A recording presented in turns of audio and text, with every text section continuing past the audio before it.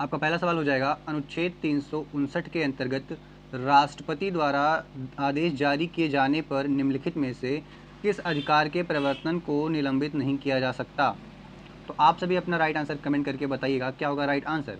अनुच्छेद 14, अनुच्छेद 19, अनुच्छेद 20 एवं 21 या अनुच्छेद 22। ठीक है, तो इसका जो राइट आंसर होगा साथियों वह हो जाएगा आपका अनुच्छेद 20 एवं 21 के। ठीक है, चलिए अगला देखिएगा आप सभी। और अगला प्रश्न होगा आपका, निम्नलिखित में से कौन सा युग्म सही सुमेलित नहीं है।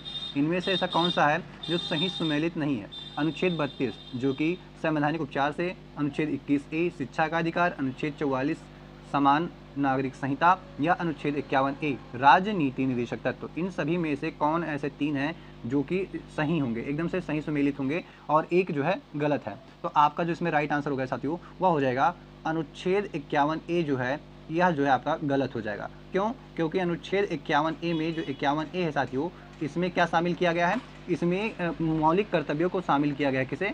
मौलिक साथियों, मौलिक इसमें कर्तव्यों को शामिल किया गया है। किसको? कर्तव्यों को शामिल किया गया है, मौलिक कर्तव्यों को अनुच्छेद 51 में। बाकी ये सभी सही सुमेलित है। अनुच्छेद 32 संवैधानिक उपचार देता है, अनुच्छेद 21A शिक्षा का अधिकार देता है और अनुच्छेद 44 जो होता है समान नागरिक संहिता को लागू करता है। तो यह तीनों तो सही होंगे और यह इसका आपका राइट आंसर यहाँ पे आपका डी हो जाएगा। ठीक है, चलिए अगला प्रश्न देखिएगा सभी। और अगला प्रश्न होगा साथियों आपका, भारतीय संविधान की किस अनुसूची में मान्यता प्राप्त भाषाओं का उल्लेख है। तो मान्यता प्राप्त भाषाओं का जो उल्लेख है वह 7वीं अनुसूची होगी या 8वीं होगी या 9वीं अनुसूची होगी या 10वीं अनुसूची। कौन सा आपका राइट आंसर होगा आप लोग कमेंट करके बताइएगा। ठीक है, तो इसका जो राइट आंसर होगा साथियों वो हो जाएगा 8वीं अनुसूची में। किसमें? 8वीं अनुसूची में जो है मान्यता प्राप्त भाषाओं का उल्लेख किया गया है। ठीक है, तो ऑप्शन बी आपका यहाँ पे बिल्कुल ही राइट आंसर हो जाएगा साथियों। अगला प्रश्न देखिएगा आप सभी। और अगला प्रश्न होगा जो कि बेहद इंपॉर्टेंट है। देखिएगा कि लोकसभा के विघटन की स्थिति में निम्नलिखित में से कौन सा सदन प्रभावित नहीं होता। तो आप सभी अपना राइट आंसर कमेंट करके बताइएगा कौन सा सदन जो है प्रभावित नहीं होता है। तो संसद होगा, राज्यसभा होगा, दोनों सदन होगा या राष्ट्रपति सचिवालय होगा। तो यहाँ पे जो राइट आंसर होगा साथियों वह आपका हो जाएगा राज्यसभा। कौन सा? राज्यसभा हो जाएगा। ऑप्शन बी बिल्कुल ही सही जवाब होगा। अगला प्रश्न आप सभी देखिएगा साथियों जो कि है, राज्यसभा के सभापति के रूप में कौन कार्य करता है। तो राज्यसभा के सभापति के रूप में साथियों कौन कार्य करते हैं। तो राष्ट्रपति होंगे, उपराष्ट्रपति होंगे, प्रधानमंत्री होंगे या लोकसभा अध्यक्ष होंगे। तो यहाँ पे जो राइट आंसर आपका हो जाएगा वह हो जाएगा उपराष्ट्रपति करते हैं। कौन? उपराष्ट्रपति। ऑप्शन बी जो है साथियों बिल्कुल ही सही जवाब होगा। अगला प्रश्न आप सभी बताइएगा साथियों, किस अनुच्छेद के अंतर्गत जो है राष्ट्रपति को क्षमादान की शक्ति प्राप्त है।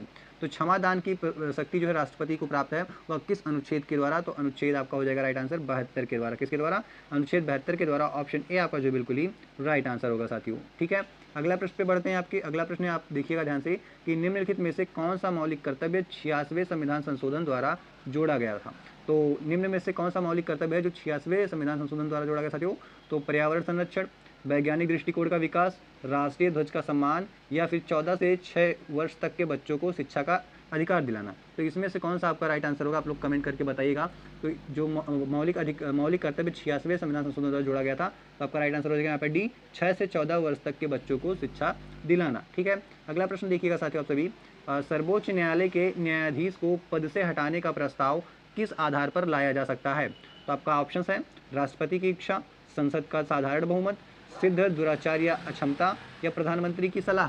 तो यहाँ पे क्या होगा आपका राइट आंसर। तो वह हो जाएगा सिद्ध दुराचार या अक्षमता। ठीक है, ऑप्शन सी आपका यहाँ पे बिल्कुल ही राइट आंसर हो जाएगा। अगला प्रश्न बताइएगा आप सभी कि निम्नलिखित में से कौन सा विषय जो है संघ सूची में है। तो संघ सूची में क्या कृषि है, क्या पुलिस है, क्या रक्षा है या लोक स्वास्थ्य है। तो संघ सूची की बात की गई है साथियों, तो इसमें आपका कौन सा राइट आंसर हो जाएगा। तो वह हो जाएगा रक्षा। रक्षा विभाग जो है यह आपका संघ सूची का विषय है। तो ऑप्शन सी जो है आपका बिल्कुल ही राइट आंसर होगा यहाँ पे। अगला प्रश्न देखिएगा आप सभी, भारतीय संविधान का कौन सा भाग देखिएगा राज्य के नीति निदेशक तत्वों से संबंधित है।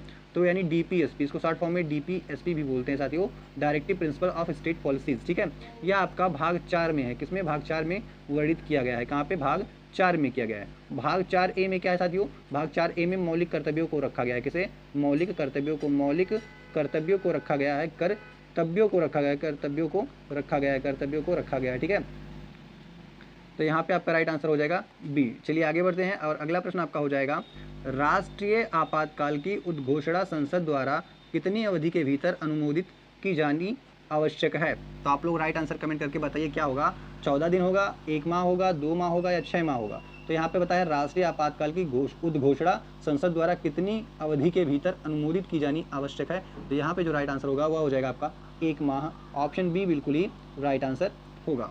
अगला प्रश्न देखिएगा साथियों, निम्न में से कौन सा रिट सार्वजनिक पद पर अधिकार की वैधता की जांच करता है। आपका राइट आंसर कमेंट करके बताइएगा। तो बंदी प्रत्यक्षीकरण होगा, परमादेश होगा, अधिकार परीक्षा होगा या उत्प्रेषण होगा। क्या होगा राइट आंसर साथियों। तो यहाँ पे आपका हो जाएगा अधिकार परीक्षा हो जाएगा। ऑप्शन सी यहाँ पे बिल्कुल ही राइट आंसर होगा। अगला प्रश्न आप सभी देखिएगा साथियों ध्यान से, जो कि है आपका संविधान की 12वीं अनुसूची किससे संबंधित है। तो संविधान की जो 12वीं अनुसूची है साथियों वो पंचायतों से, नगर पालिकाओं से, भाषाओं से या अनुसूचित क्षेत्र से किससे संबंधित होगा। तो यहाँ पे जो आपका राइट आंसर हो जाएगा वह हो जाएगा ऑप्शन बी, नगर पालिकाओं से जो हो जाएगा आपकी 12वीं अनुसूची जो है संबंधित हो जाएगी किससे, नगर पालिकाओं द्वारा। और 12वीं अनुसूची को साथियों संविधान में किस संशोधन के द्वारा जोड़ा गया था। तो 74वें संविधान संशोधन के द्वारा जो है नगर पालिका को किस में जोड़ा गया था, संविधान में जोड़ा गया था। ठीक है, 74वें संविधान संशोधन के द्वारा। और पंचायत को साथियों, पंचायत के बारे में भी जान लीजिएगा। इस पंचायत को आपका 73वें संविधान संशोधन के द्वारा जो है भारतीय संविधान में जोड़ा गया था। ठीक है, चलिए अगला प्रश्न देखिएगा साथियों आप सभी कि वित्त आयोग का उल्लेख संविधान के किस अनुच्छेद में है। तो वित्त आयोग जातियों जो वित्त आयोग है इसका उल्लेख संविधान के किस अनुच्छेद में किया गया है। तो आपका जो राइट आंसर हो जाएगा वह हो जाएगा अनुच्छेद 280 में। किसमें, अनुच्छेद 280 में आपका बिल्कुल राइट आंसर हो जाएगा। अगला प्रश्न देखिएगा साथियों आप सभी कि मौलिक अधिकारों का निलंबन सीधे किस आपातकाल से संबंधित है। तो किस आपातकाल से, तो वित्तीय आपातकाल, राष्ट्रीय आपातकाल, राज्य आपातकाल या स्थानीय आपातकाल। तो यहाँ पे जो आपका राइट आंसर होगा वह होगा राष्ट्रीय आपातकाल से संबंधित होगा। अगला प्रश्न देखिएगा साथियों आप सभी, निम्नलिखित में से कौन संविधान सभा की प्रारूप समिति के अध्यक्ष थे।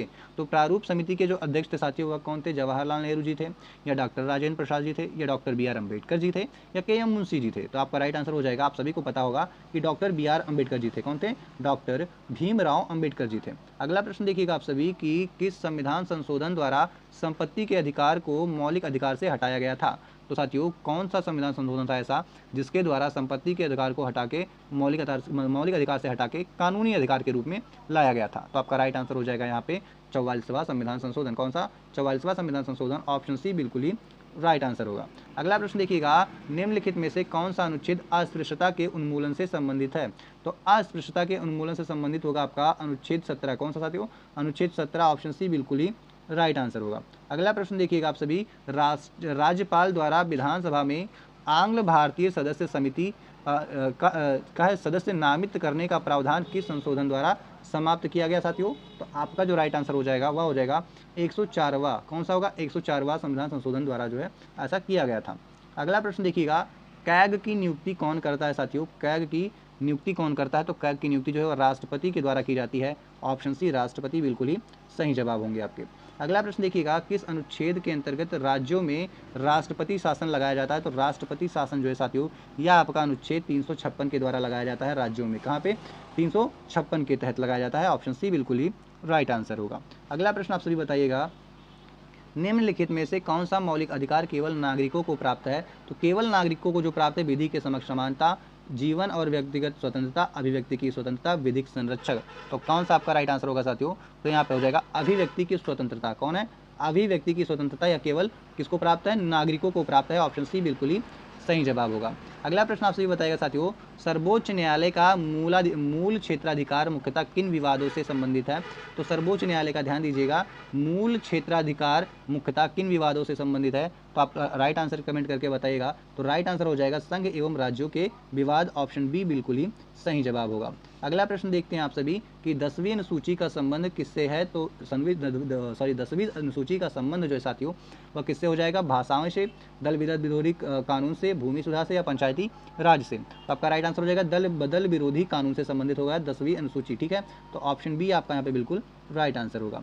अगला प्रश्न देखिएगा साथियों आप सभी, राष्ट्रपति को हटाने का प्रस्ताव किस सदन में प्रारंभ होता है। तो राष्ट्रपति को हटाने का जो प्रस्ताव है साथियों यह कहाँ पे प्रारंभ होता है। तो आपका राइट आंसर हो जाएगा राज्यसभा से प्रारंभ होता है। ऑप्शन बी बिल्कुल ही राइट आंसर होगा। अगला प्रश्न देखिएगा, भारतीय संविधान, एक मिनट, भारतीय संविधान में मौलिक कर्तव्यों की प्रेरणा किस देश से ली गई थी? तो भारतीय संविधान में जो मौलिक कर्तव्य हैं साथियों, इसकी प्रेरणा हमारा कहाँ से लिया गया था? तो आपका राइट आंसर हो जाएगा रूस से लिया गया था, जिसको पूर्व में सोवियत संघ कहते थे। जब हमारा देश आज़ाद हुआ था उस टाइम पे इसे सोवियत संघ के नाम से जाना जाता था, वर्तमान में इसे रूस के नाम से जानते हैं। अगला प्रश्न होगा आपका, निम्नलिखित में से कौन सा अनुच्छेद संसद को नागरिकता संबंधी कानून बनाने की शक्ति देता है? तो नागरिकता संबंधित कानून बनाने की जो शक्ति देता है साथियों, अनुच्छेद कौन सा हो जाएगा? 5, 8, 11 या 13? तो आपका राइट आंसर बताइएगा कमेंट करके। तो राइट आंसर हो जाएगा साथियों, वो हो जाएगा आपका ऑप्शन सी 11 बिल्कुल सही जवाब होगा, जो कि क्या करता है? संसद को नागरिकता संबंधी कानून बनाने की शक्ति देता है। अगला है, राज्य नीति के निदेशक तत्व न्यायालयों द्वारा क्या पूर्णतः परिवर्तनीय है, आंशिक रूप से परिवर्तनीय है, अपरिवर्तनीय है या केवल उच्चतम न्यायालयों में परिवर्तनीय है? तो यहाँ का जो राइट आंसर होगा साथियों वह हो जाएगा यह अपरिवर्तनीय है। क्या यह अपरिवर्तनीय है? ऑप्शन सी बिल्कुल ही राइट आंसर होगा। अगला प्रश्न देखिएगा साथियों, किस संशोधन द्वारा मतदान की आयु को 21 वर्ष से घटाकर 18 वर्ष की गई थी? तो आपका राइट आंसर क्या होगा? तो वह हो जाएगा 61वां संविधान संशोधन के द्वारा जो है मतदान की आयु को 21 से घटाकर 18 वर्ष कर दी गई थी। अगला प्रश्न देखिएगा साथियों, निम्नलिखित में से कौन संवैधानिक निकाय नहीं है? यूपीएससी, वित्त आयोग, निर्वाचन आयोग या नीति आयोग? साथियों तो आपका जो राइट आंसर हो जाएगा नीति आयोग जो है यह एक संवैधानिक क्या है? निकाय नहीं है। ऑप्शन डी बिल्कुल ही राइट आंसर होगा। अगला प्रश्न देखिएगा साथियों आप सभी, एक मिनट, अनुच्छेद 368 किससे संबंधित है साथियों? तो संसद की शक्तियाँ, संविधान संशोधन, राष्ट्रपति चुनाव या वित्त आयोग? तो आपका राइट आंसर हो जाएगा ऑप्शन बी बिल्कुल राइट आंसर होगा, संविधान संशोधन से संबंधित है। और अनुच्छेद 368 जो है साथियों ये आपका भाग 20 में आता है। कहाँ पे? भाग 20 में आता है, ठीक है। तो यहाँ पे ऑप्शन बी बिल्कुल ही सही जवाब होगा। अगला प्रश्न देखिएगा आप सभी, लोकसभा अध्यक्ष अपना त्यागपत्र जो है वह किसको देता है या किसे देता है? तो लोकसभा अध्यक्ष जो होता है साथियों वह अपना त्यागपत्र जो है किसको देगा? तो वह उपाध्यक्ष को देगा। किसको देगा? उपाध्यक्ष को देगा। ऑप्शन सी बिल्कुल ही राइट आंसर होगा। अगला प्रश्न बताइएगा आप सभी, भारत में वित्तीय आपातकाल की घोषणा अब तक कितनी बार की गई है? तो अब तक साथियों कभी भी नहीं की गई, यानी एक भी बार नहीं कही गई है। तो ऑप्शन डी बिल्कुल ही राइट आंसर हो जाएगा। अगला प्रश्न बताइएगा, अनुच्छेद 50 किससे संबंधित है साथियों? तो अनुच्छेद जो 50 है वह किससे संबंधित हो गया? तो आपका राइट आंसर हो जाएगा साथियों अनुच्छेद 50 जो है यह न्यायपालिका को कार्यपालिका से पृथक करना इसका कार्य है, ठीक है, इसमें बताया गया है। अगला प्रश्न होगा आपका, राज्यसभा में अधिकतम सदस्यों की संख्या कितनी हो सकती है? तो राज्यसभा में अधिकतम सदस्यों की जो संख्या है साथियों वह कितनी हो सकती है? तो आपका बिल्कुल राइट आंसर हो जाएगा 250। कितना? 250 हो सकती है अधिकतम। ऑप्शन सी बिल्कुल ही राइट आंसर होगा। अगला प्रश्न बताएगा, निम्नलिखित में से कौन सा अनुच्छेद धार्मिक स्वतंत्रता से संबंधित नहीं है?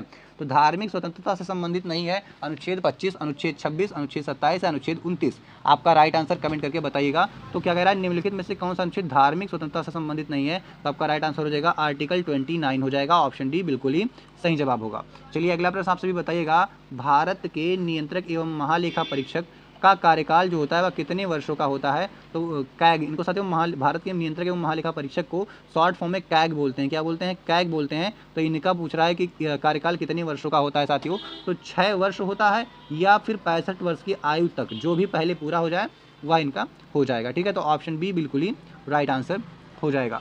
अगला प्रश्न आप सभी बताइएगा साथियों, किस संशोधन द्वारा पंचायतों को संवैधानिक दर्जा मिला? तो पंचायतों को अभी मैंने आपको ऊपर ही बताया था कि पंचायतों को जो संवैधानिक दर्जा है साथियों वह 73वें संविधान संशोधन के द्वारा मिला था। ऑप्शन सी बिल्कुल ही राइट आंसर हो जाएगा। अगला प्रश्न देखिएगा, संविधान की 11वीं अनुसूची का संबंध किससे है साथियों? तो 11वीं अनुसूची का जो संबंध है संविधान के वह आपका पंचायती राज से हो जाएगा। किससे? पंचायती राज से हो जाएगा। और पंचायती राज को संविधान में कब जोड़ा गया? तो किस संशोधन के द्वारा? तो 73वें संविधान संशोधन के द्वारा जो है ऐड किया गया था, ठीक है। अगला प्रश्न देखिएगा आप सभी, अगला प्रश्न होगा, अनुच्छेद 143 के अंतर्गत राष्ट्रपति किससे परामर्श जो है मांग सकता है? तो अनुच्छेद 143 के अनुसार जो है साथियों राष्ट्रपति जो होता है आपका वह सर्वोच्च न्यायालय से क्या मांग सकता है? परामर्श मांग सकता है। तो ऑप्शन सी आपका यहाँ पे बिल्कुल राइट आंसर होगा। चलिए नेक्स्ट क्वेश्चन देखिएगा आप सभी कि निम्नलिखित में से कौन सा मौलिक अधिकार नहीं है साथियों? तो मौलिक अधिकार नहीं है शोषण के विरुद्ध अधिकार, स्वतंत्रता का अधिकार, संपत्ति का अधिकार, संवैधानिक उपचारों का अधिकार। तो कह रहा मौलिक अधिकार नहीं है। तो वर्तमान की बात करें तो संपत्ति का अधिकार एक कानूनी अधिकार है, ना कि मौलिक अधिकार। तो ऑप्शन सी बिल्कुल ही राइट आंसर होगा। अगला प्रश्न होगा आपका, राष्ट्रपति के निर्वाचन में मतों का मूल्य किस आधार पर निर्धारित होता है? तो जनसंख्या पर, क्षेत्रफल पर, आय पर या साक्षरता पर? तो आपका जो राइट आंसर होगा साथियों यह हो जाएगा किस पे? तो आपका बिल्कुल राइट आंसर हो जाएगा। यह आपका किस पे किया जाता है, जनसंख्या पे। किस पे, जनसंख्या पे। तो ऑप्शन ए बिल्कुल ही राइट आंसर हो जाएगा। अगला प्रश्न आप सभी बताइएगा, अनुच्छेद 370 मूलतः किस राज्य से संबंधित है। तो यह मूलतः जो है साथियों जम्मू एवं कश्मीर से संबंधित है। ऑप्शन सी बिल्कुल ही सही जवाब होगा। अगला प्रश्न आप सभी बताइएगा, भारत के संविधान की प्रस्तावना में कितने प्रकार के न्याय का उल्लेख है। तो कितने प्रकार के न्याय का उल्लेख है साथियों, तो आपका राइट आंसर हो जाएगा 3 प्रकार का न्याय की बात की गई है। भारत के संविधान की प्रस्तावना में 3 प्रकार के न्याय का उल्लेख किया गया है। अगला प्रश्न आपका देखिएगा कि निम्नलिखित में से कौन सा निकाय संसद के प्रति उत्तरदायी नहीं है। तो मंत्रिपरिषद, कैग, प्रधानमंत्री या मंत्रिमंडल जो है संसद के प्रति उत्तरदायी नहीं है। निम्न में से कौन से होंगे या कौन होगा। तो आपका जो राइट आंसर होगा साथियों, ये जो कैग है साथियों, कैग यह किसके प्रति उत्तरदायी नहीं है, संसद के प्रति उत्तरदायी नहीं होगा। ठीक है, तो ऑप्शन बी बिल्कुल ही राइट आंसर होगा। चलिए अगला प्रश्न बताइएगा आप सभी, अनुच्छेद 19 के अधिकार किस परिस्थिति में स्वतः निलंबित हो सकते हैं। तो अनुच्छेद 29 के जो अधिकार है साथियों, या किस परिस्थिति में स्वतः निलंबित हो सकते हैं या किए जा सकते हैं। आप सभी अपना राइट आंसर कमेंट करके बताइएगा। तो इसका राइट आंसर हो जाएगा साथियों ऑप्शन सी, युद्ध या बाह्य आक्रमण आधारित राष्ट्रीय आपातकाल की स्थिति में जो है अनुच्छेद 19 के अधिकार जो है स्वतः समाप्त हो सकते हैं, निलंबित किए जा सकते हैं। ठीक है, अगला है आपका भारतीय संविधान। ध्यान दीजिएगा, अगला आपका भारतीय संविधान का कौन सा भाग जो है संघीय न्यायपालिका से संबंधित है। तो संघीय न्यायपालिका से संबंधित है साथियों आपका कौन सा भाग। तो बिल्कुल राइट आंसर हो जाएगा, वह होगा आपका भाग 5। कौन सा, भाग 5। ऑप्शन सी बिल्कुल ही राइट आंसर होगा। अगला प्रश्न आप सभी देखिएगा साथियों, राज्यपाल की क्षमादान शक्ति किस अनुच्छेद में निहित है। तो राज्यपाल की क्षमादान शक्ति जो है साथियों, यह आपका अनुच्छेद 161 में निहित है। कहाँ पे, अनुच्छेद 161 में निहित की गई है। अगला प्रश्न आप सभी बताइएगा, निम्नलिखित में से कौन सा संविधान संशोधन जीएसटी से संबंधित है। तो जीएसटी से जो संबंधित साथियों वह आपका हो जाएगा 102वां। कौन सा, 102वां संविधान संशोधन जो है जीएसटी से संबंधित होगा। ऑप्शन डी यहाँ पे आपका बिल्कुल ही राइट आंसर होगा। अगला प्रश्न होगा आपका, संविधान की 9वीं अनुसूची को न्यायिक समीक्षा के दायरे में रखने वाला प्रमुख निर्णय जो है वह कौन सा है साथियों। तो कौन सा होगा, क्या है, गोलकनाथ मामला, केशवानंद भारती मामला, क्या है, मिनर्वा मिल्स मामला, या IR कोयलो मामला। इसमें से आपका राइट आंसर कौन सा होगा, कौन सा ऑप्शन सही होगा। ठीक है, तो आप लोग अपना आंसर कमेंट करके बताइएगा। यह प्रश्न जो है इस वीडियो का लास्ट क्वेश्चन था और इसका जो राइट आंसर होगा साथियों वह हो जाएगा आपका ऑप्शन डी, IR कोयलो मामला। ठीक है, यह आपका सही जवाब हो जाएगा। तो साथियों इन प्रश्नों में अगर आपको कोई परेशानियां हो रही हैं या कोई प्रश्न आपको गलत लग रहा है तो आप कमेंट करके बताइएगा, हम उसको सुधारने का पूरा प्रयास करेंगे। ठीक है, मिलता है नेक्स्ट वीडियो में, तब तक के लिए जय हिंद।